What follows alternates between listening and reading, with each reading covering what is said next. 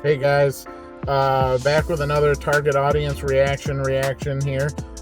This one is DS9 Season 2. It's called Cardassians. And yeah, it's a good episode, I think. I agree with some of their points. And, it's kind of iffy. I do agree that some of the logic and reasoning for, like, well, why is this the final decision? Do they even ever make an official? But I think the reason at the end, follow my logic here, is that it's as much about the dad as it is about the son, right? So yes, the son has grown up with these Bajoran people and raised to hate Cardassians, and yes, the family may have loved him and treated him like their own and thought of him as Bajoran, but he's not, technically.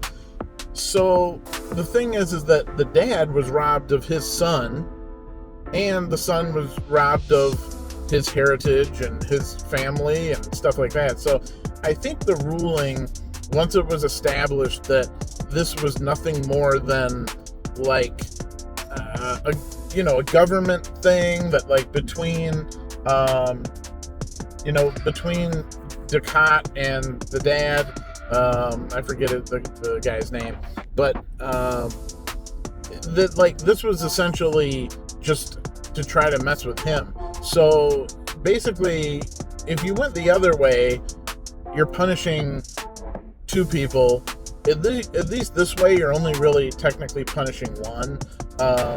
It's not the dad's fault that they were at odds and political adversaries or whatever.